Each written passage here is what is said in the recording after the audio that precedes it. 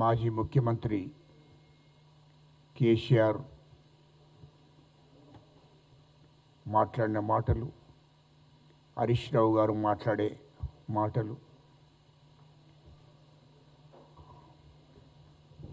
మరి ఏదో శాస్త్రం ఉంది తెలంగాణలో,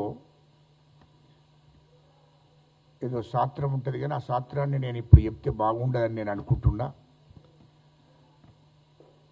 కేసీఆర్ చెప్పే మాటలు ఎట్లుంటాయంటే, సంసారం ఏమో సందులో ఉంటుందట, ఎవరు పోయి రచ్చెక్కుతారట. ఇగో ఇట్లుంది కేసీఆర్ మాటలు. ఎందుకంటే 2 ఏళ్ళ దాకా 2 సంవత్సరాల దాకా ఫామ్ హౌస్లో మంచిగా రెస్ట్ తీసుకొని అంతకుముందేమో మా ముఖ్యమంత్రిగా ఉన్నప్పుడు 10 ఏళ్ళు ఫామ్ హౌస్లో ప్రగతి భవన్లో హాయిగా రెస్ట్ తీసుకుంటూ ప్రగతి భవన్లో కూర్చుండి పరిపాలన నడిపించాడు, ఫామ్ హౌస్లో కూర్చుండి పరిపాలన నడిపించాడు 10 ఏళ్ళు. ఇక ఇప్పుడు 2 సంవత్సరాల నుంచి ప్రతిపక్ష పార్టీ నాయకునిగా మరి ఫామ్ హౌస్లో పడుకొని రోజు తినుకుంటా తాక్కుంటా హాయిగా ఉండి తిరిగి మొన్న బయటికి రావడం జరిగింది.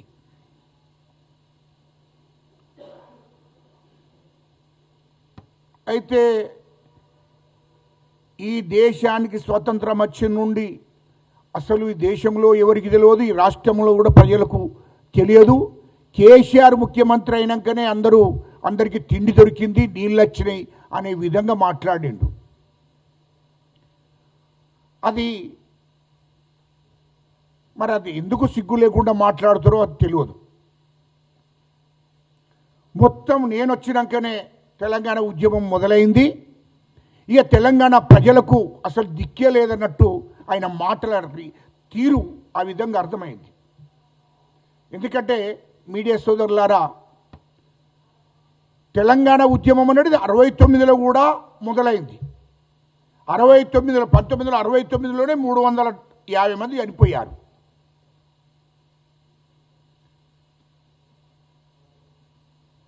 ఆ తర్వాత తెలంగాణ క్రమక్రమంగా ఉస్మానియా యూనివర్సిటీ తెలంగాణ ఉద్యమాన్ని నడిపించుకుంటా 2009 దాకా వచ్చారు.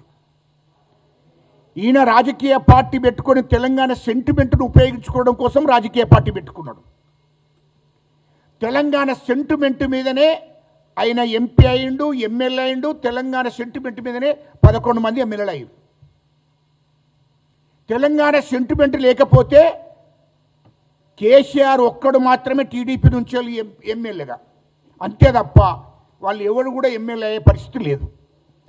తెలంగాణ సెంటిమెంట్తోనే వాళ్ళు సెంటిమెంట్ను అడ్డం పెట్టుకొని ఎమ్మెల్యే అయినరు, ఎంపీ అయినరు. అది గుర్తుపెట్టుకోవాలి మొదలు. అయితే నేను 10 ఏళ్ళు బాగా పరిపాలించాను అని మా ముఖ్యమంత్రి రేవంత్ రెడ్డి గారి మీద ఆరోపణలు చేయడం, మా కాంగ్రెస్ ప్రభుత్వం మీద ఆరోపణలు చేయడం అది కరెక్ట్ కాదు. తెలంగాణ ప్రజలు పూర్తిగా గమనిస్తున్నారు. తెలంగాణ ప్రజలకు పూర్తిగా తెలుసు. ఏదో నేను రావడంతోనే తెలంగాణ ప్రజలకు నీళ్ళు వచ్చినాయి. తెలంగాణ ప్రజలు దాదాపు ఈ 75-78 సంవత్సరాలకు అంతకన్నా ముందు 100 సంవత్సరాల నుంచి తెలంగాణ ప్రజలు తెలంగాణలో అనేక పంటలు పండించుకున్నారు. వర్షాలు, వరదలు, చెరువులు, కుంటలు, ఇందిరాగాంధీ అమ్మ కెనాలు, ఎస్ఆర్ఎస్పి కెనాలు, ఆ నీళ్లు రావడంతో వడ్లు పండించారు, మిర్చి పండించారు, పసుపు పండించారు. అనేక పంటలు, రకరకాలుగా పంటలు తెలంగాణ రైతాంగం పండించుకున్నది. అది గుర్తుపెట్టుకోవాలి. ఈరోజు కొనుక్కుంటున్నారు, కానీ ఆ రోజు వర్షం మూలంగా చెరువులు నిండాయి, కుంటలు నిండాయి, ప్రాజెక్టులు నిండాయి.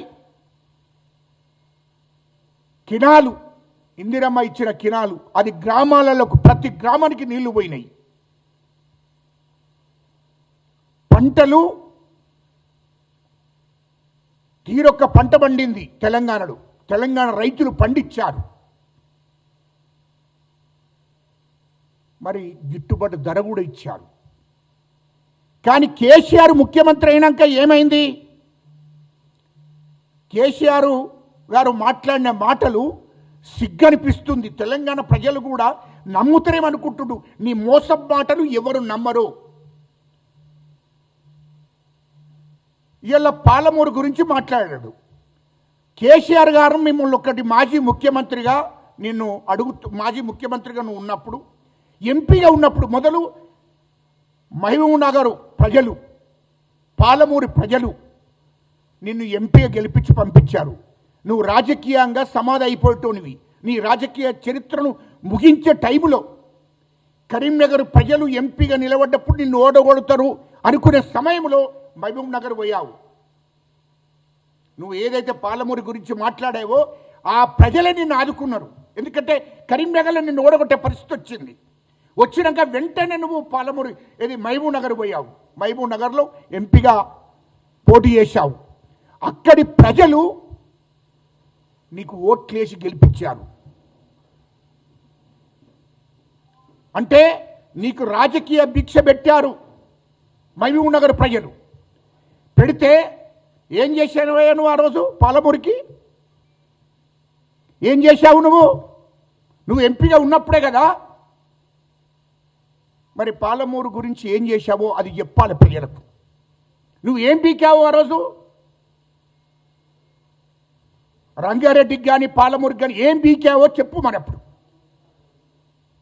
కేంద్ర జలవనరుల మరి ఆ యొక్క కేంద్ర జలవనరుల శాఖ వాళ్లకు, అధికారులకు నువ్వు ఏమేమి నివేదికలు ఇచ్చావో చెప్పుడు.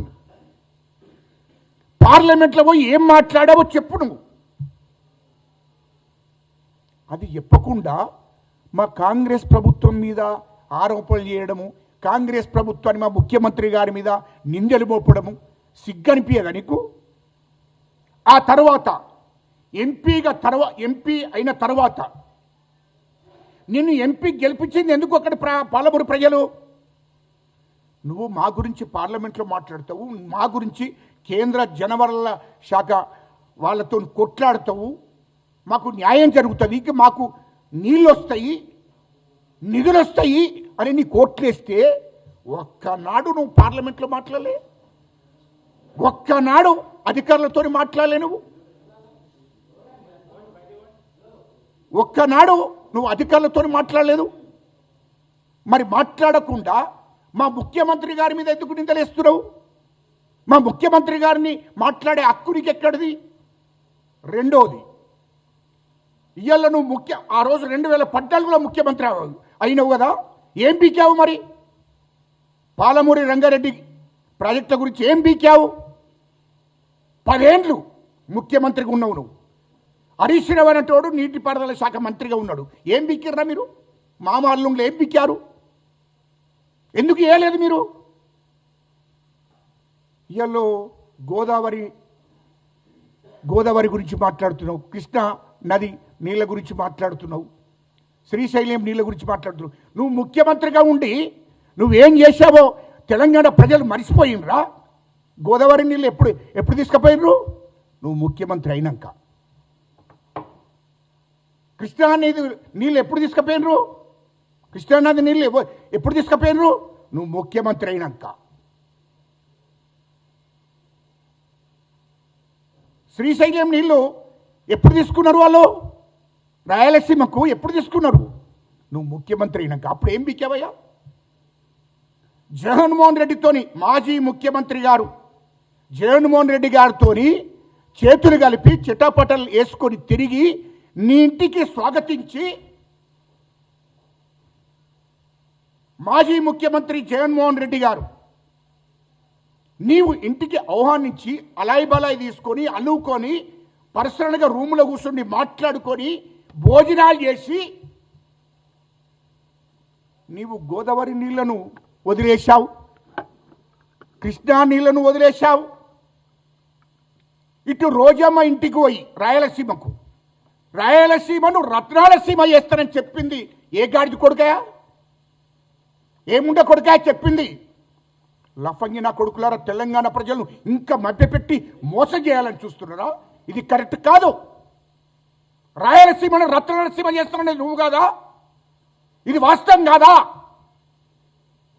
రాయలసీమకు నీళ్ళు ఇచ్చింది ఎవరు? శ్రీశైలం నుంచి నీళ్లు తీసుకుపోయింది ఎవరు? ఇచ్చింది ఎవరు? నీ ప్రేమ నాయకుడు జగన్మోహన్ రెడ్డి చెప్తే రాయలసీమకు నీళ్లు పంపించావు శ్రీశైలం నుంచి. అప్పుడు పాలమూరు గురించి నీకు గుర్తుకు రాలేదా? మహబూబ్ నగర్ జిల్లా ప్రజల గురించి నీకు గుర్తుకు రాలేదా? ఇవన్నీ మోసం చేసింది ఎవరు? రోజమ్మ ఇంటికి పోయి నాటుకోడి చికెన్ తిన్నది ఎవరు? ఆమెతోని అమ్మా రాయలసీమను రత్నాలసీమ చేస్తానని చెప్పింది ఎవరు? నువ్వు కాదా?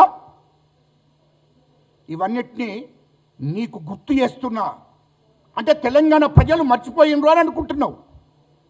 తెలంగాణ ప్రజలు మర్చిపోయిండ్రని చెప్పి మోసం మాటలు మాట్లాడుతున్నావు. అది కరెక్ట్ కాదు. ఇలా మా ముఖ్యమంత్రి గారి మీద అబండాలు మోపుతున్నావు, మా ప్రభుత్వం మీద అబండాలు మోపుతున్నావు. కాళేశ్వరం ప్రాజెక్టులో ఏం చేసినో తెలియదా? అవిటి మరిచిపోయి మాట్లాడుతున్నావు. కాళేశ్వరం ప్రాజెక్టులో 1,00,000 కోట్లు మింగావు. తెలంగాణ ప్రజల రక్తాన్ని రాజావు.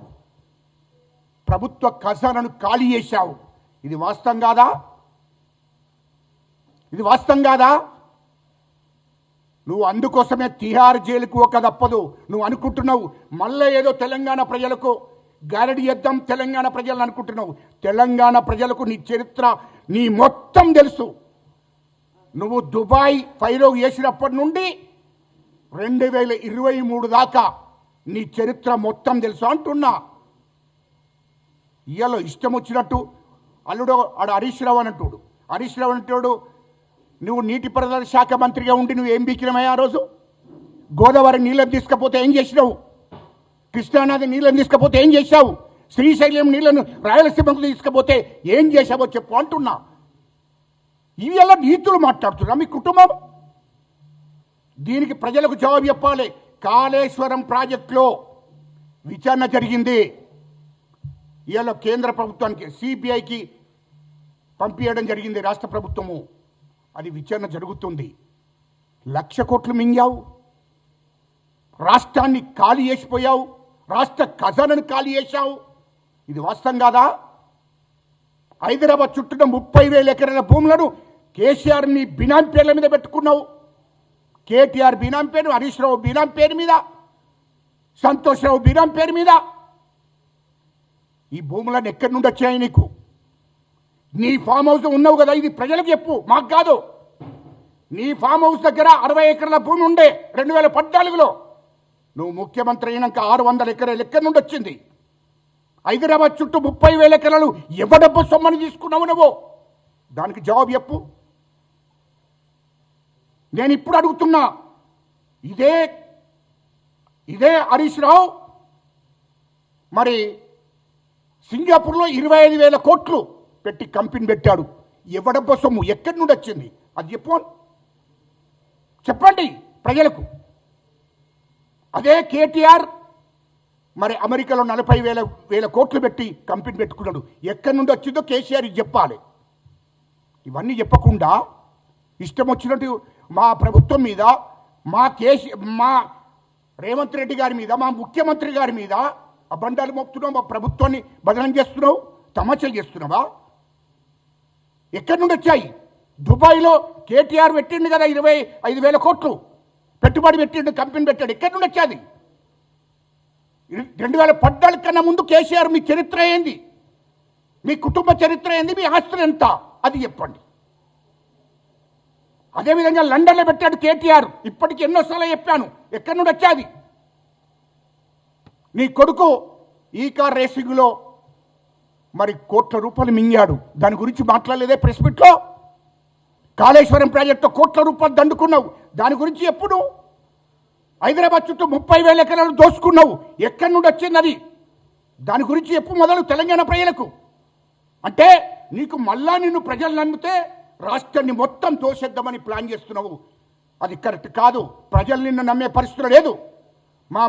మేము 2 సంవత్సరాలే అధికారంలోకి వచ్చి నువ్వు ఖజానా ఖాళీ చేసిపోయావు, 8 లక్షల కోట్ల అప్పు చేశావు. దాన్ని ఇప్పుడు మా ముఖ్యమంత్రి గారు మెల్లమెల్లగా ఆ 8 లక్షల కోట్లకు ఇంట్రెస్ట్ కట్టుకుంటూ వస్తున్నాడు. ఇటు ప్రజలకు ఇచ్చిన హామీలను స్కీములను అమలు చేసుకుంటూ వస్తున్నాడు మా ముఖ్యమంత్రి గారు. 24 గంటలు కష్టపడుతున్నాడు ప్రజల కోసం. నువ్వు 24 గంటలు కాదు, 2 గంటలు కూడా తెలంగాణ ప్రజల కోసం పనిచేయాలి. నువ్వు ముఖ్యమంత్రి ఉన్నప్పుడు నువ్వు మాకు నీతులు చెప్తున్నావా? అందుకోసమే ఒకవేళ నీకు దమ్ముంటే కేసీఆర్ గారు, మీకు దమ్ముంటే అసెంబ్లీకి రా. మీకు దమ్ముంటే నిజంగానే ఒక అబ్బకు అమ్మకు ఉడితే అసెంబ్లీకి వచ్చి మాట్లాడు, ప్రజలకు తెలుపు. మా ముఖ్యమంత్రి గారు దానికి జవాబు చెప్తాడు, ప్రతి మాటకు జవాబు చెప్తాడు. మా ముఖ్యమంత్రి రేవంత్ రెడ్డి గారు నీకు దమ్ముంటే ప్రతిపక్ష పార్టీ నాయకునిగా అసెంబ్లీకి వచ్చి అసెంబ్లీ వేదికగా మాట్లాడు అని చెప్తున్నా నేను. అప్పుడు నువ్వు మొగోడివి అవుతావు. కానీ ఏదో ఇక్కడికి వచ్చి నీ టీఆర్ఎస్ ఆఫీస్లో పోయి ప్రెస్ మీట్ పెట్టి మాట్లాడినంత మాత్రాన కాదు. అసెంబ్లీ వేదికగా మా ముఖ్యమంత్రి రేవంత్ రెడ్డి గారు, మా ఉత్తమ్ కుమార్ రెడ్డి గారు, మా శ్రీధర్ బాబు గారు నీకు జవాబు చెప్తాడు. నువ్వు అసెంబ్లీకి వస్తావా? అక్కడికి అసెంబ్లీ వేదిక. నిన్ను ప్రతిపక్ష పార్టీ నాయకునిగా నువ్వు ఉన్నావు. ప్రతిపక్ష పార్టీ హోదా ప్రజలు కల్పించారు. ఆ ప్రజల కోసం మాట్లాడడానికి నిజంగా నీకు ప్రజల మీద ప్రేమ ఉంటే, తెలంగాణ ప్రజల మీద ప్రేమ ఉంటే అసెంబ్లీ వేదిక ఉంది, అసెంబ్లీకి రా. రేపు అసెంబ్లీకి వచ్చి మాట్లాడు. అసెంబ్లీలో చర్చ జరగాలి కదా.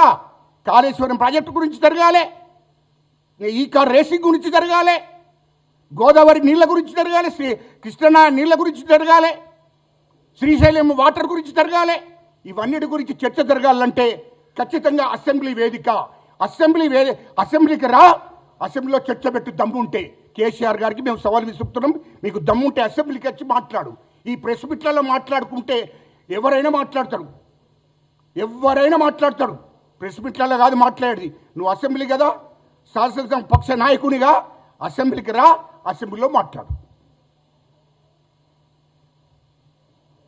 ఇంకోటి కూడా, నువ్వు అనుకుంటున్నావు ఇవన్నీ మాట్లాడితే ఊరుకుంటున్నాను. ఖచ్చితంగా కేసీఆర్, కేటీఆర్, హరీష్ రావు మీరు ఖచ్చితంగా టీఆర్ జైలుకు ఒక తప్పదు. మీరు ఎన్ని మాట్లాడినా ప్రజలు నమ్మరు. ఖచ్చితంగా అన్నిటి మీద విచారణ జరుగుతుంది. మేము టీఆర్ జైలుకు అంపక తప్పదు.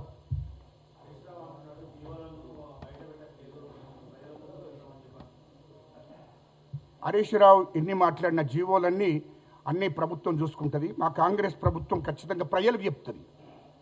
టీఆర్ఎస్ వాళ్ళకి చెప్పాలనే రూల్ ఏం లేదు. తెలంగాణ ప్రజలకు చెప్తుంది. తెలంగాణ ప్రజలకు జవాబుదారీ మా ప్రభుత్వం.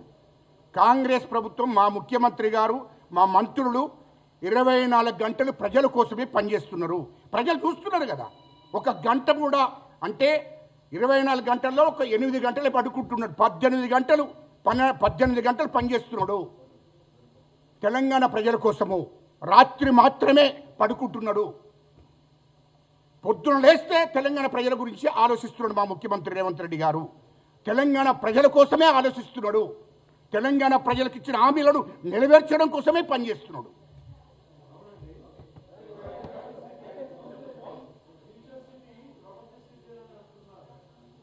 ఇప్పుడు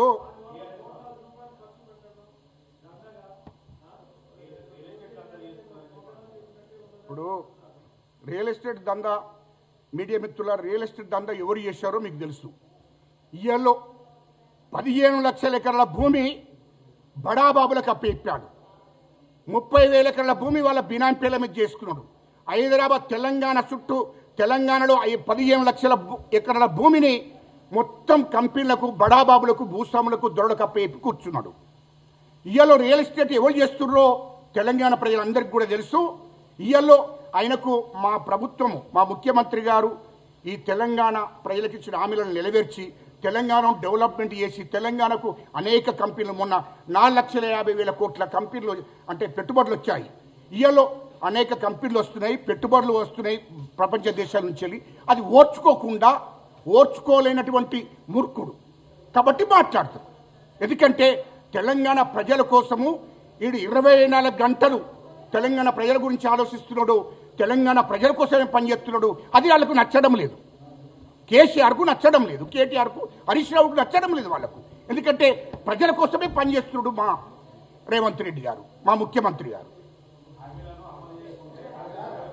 100% హామీలన్నీ కూడా అమలు చేస్తున్నాడు. 2 సంవత్సరాలు, ఇంకా 3 సంవత్సరాల టైం ఉంది. 2 సంవత్సరాలు ఇంకా 3 సంవత్సరాల టైం ఉంది. ఖచ్చితంగా మా ముఖ్యమంత్రి గారు అమలు చేస్తున్నాడు.